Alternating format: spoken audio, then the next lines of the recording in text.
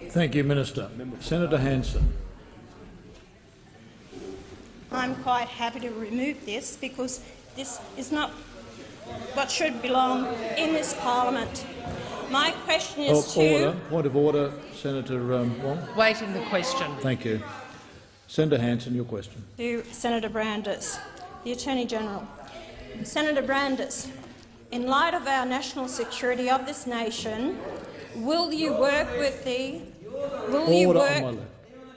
to actually ban the burqa in Australia, considering— Order. Just a moment, Senator Hanson. I need to hear the question, so can I have some order on my left and my right? Senator Hanson, would you commence your question again, please? In light of what is happening with national security, there has been 13 foiled national threats against us with terrorism, 3 that have been successful, and Australians have lost their lives. Terrorism is a true threat to our country. Many Australians are very much in fear of it. Order. What I would like to ask on behalf of the Australian people, considering there has been a large majority of Australians wish to see the banning of the burqa. Our 2 former Prime Ministers, Julia Gillard— Senator Hanson, the time for asking the question has been expired. Order on my left. Senator Dastyari. Senator Dastyari. And Senator MacDonald. Attorney-General, Senator Brandis. Thank you, Mr President. Senator Hanson, no, we will not be banning the burqa. Now, Senator Hanson, I am not going to pretend to ignore the stunt that you have tried to pull today by arriving in the chamber dressed in a burqa, when we all know that you are not an adherent of the Islamic faith. And I would caution you and counsel you, Senator Hanson, with respect, to be very, very careful of the offence you may do to the religious sensibilities of other Australians. We have about 500,000 Australians in this country of the Islamic faith, and the vast majority of them are law-abiding, good Australians.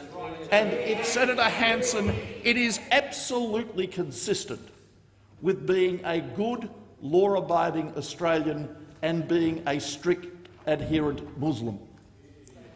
Now, Senator Hanson, for the last 4 years I have had responsibility preeminently among the ministers subject to the Prime Minister for national security policy. And I can tell you, Senator Hanson, that it has been the advice of each Director-General of Security with whom I have worked, and each Commissioner of the Australian Federal Police with whom I have worked, that it is vital for their intelligence and law enforcement work that they work cooperatively with the Muslim community, and to ridicule that community, to drive it into a corner, to mock its religious garments, is an appalling thing to do, and I would ask you to reflect on what you have done. Order.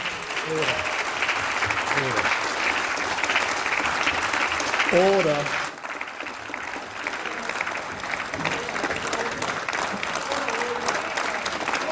Order, senators.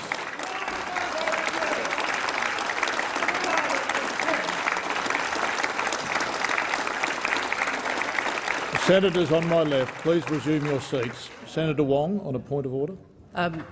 If I could, by leave, make a very short statement. Is leave granted? I think the Senator Hanson-Young, are you objecting to leave? I'm not Senator Hanson-Young. No, Please Senator address Hanson, me. my apologies. Are you objecting to leave being granted? Yes, I am. Well, leave is not granted, Senator Wong. Senator Wong, leave is not being granted. A point of order, Senator Wong. Point of order. I make Senator a Hanson, point I'm listening to a point of order. order first. Point of order, Senator Wong. Thank you. My point of order is this. If I had the opportunity, I would move to congratulate the Leader of the Government on that statement.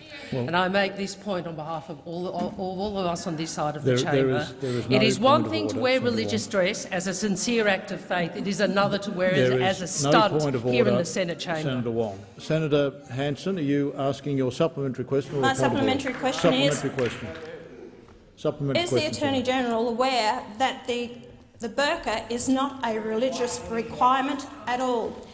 My question is, will the Attorney-General then ban the burqa in this House for in future as a security risk? And also the fact is that the people of Australia have the right to see the face of a person that they elect to this parliament, and they are the person who is actually going to be making decisions in their parliament on their behalf. Thank you. Before I call the Attorney-General, it's in the purview of the presiding officers, not the Attorney-General, to determine what happens as far as security is concerned within Parliament House. The Speaker and I have made arrangements that anyone who enters this premises with their face covered by whatever means is clearly identified prior to entering the building. And further, the first thing I ascertained when you walked into the building dressed as into the chamber dressed as you were, I wanted to ascertain who you were, and that was verified to me. I make no further comment about the dress that you wore. Attorney-General, do you have any comment that you wish to make in relation to that matter? Attorney-General. No. Thank you. Senator Hanson, a final supplementary question. I will. If a person who wears a balaclava or a helmet into a bank or any other buildings or even on the floor of the court, they must be removed. Why is it not the same case for someone who is covering up their face and cannot be identified? Will the government make changes to these laws? Attorney-General. No. Thank you, Attorney-General.